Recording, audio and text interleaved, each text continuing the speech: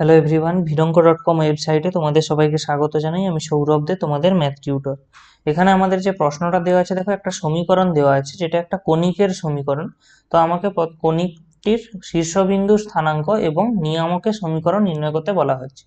তো প্রথমে আমাকে এই কণিকটাকে এর স্ট্যান্ডার্ড ফর্মে লিখতে হবে, দিয়ে তারপরে আমরা দেখবো যে এটা কিরকম কি ধরনের কণিক হচ্ছে।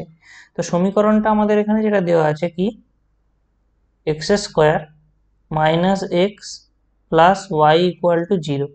তাহলে আমরা এটাকে কি লিখতে পারি, দেখো x square minus 2 x into half plus হাফের হোল স্কোয়ার মাইনাস হাফের whole square plus y equal to zero.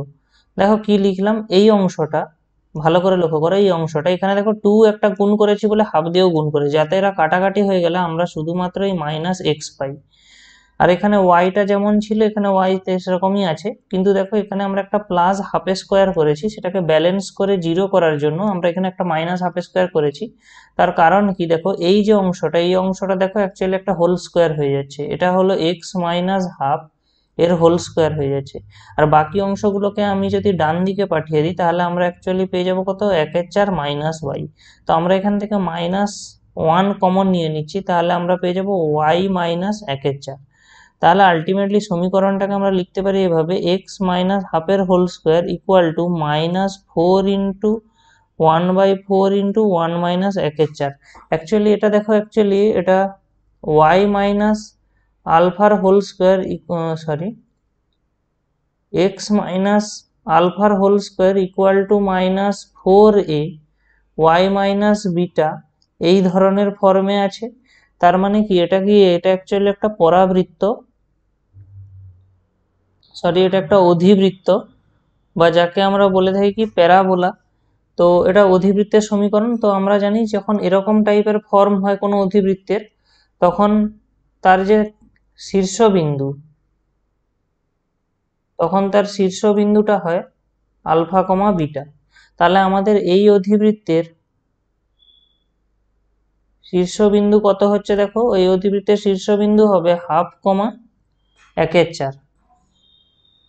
এখন তাহলে অধিবৃত্তটা দেখতে কেমন হবে, আমরা যদি তার ছবিটা আঁকি,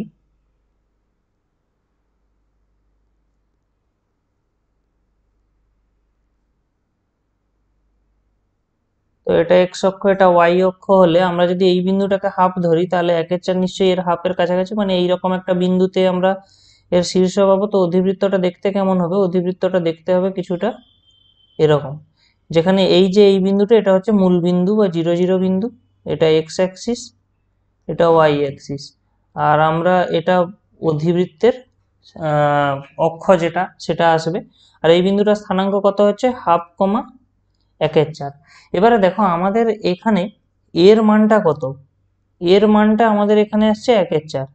এবং তাহলে আমরা নাভি এখানে কোথায় থাকবে, নাভি থাকবে এই অক্ষের উপরে, এবং এইখান থেকে 1/4 ডিস্টেন্স দূরে। তার মানে কি, এক্স অক্ষের উপরে নাভি আসবে, তাহলে নাভির স্থানাঙ্ক হবে এর 1/2, 0। এবং নিয়ামক দেখো, যেহেতু আমরা দেখতে পাচ্ছি এর যে অক্ষটা, এই অধিবৃত্তের অক্ষ যেহেতু ওয়াই অক্ষের সমান্তরাল, তাহলে নিশ্চয়ই এর যে নিয়ামক আমরা পাবো, সেই নিয়ামকটা আমরা পাবো এক্স অক্ষের সমান্তরাল।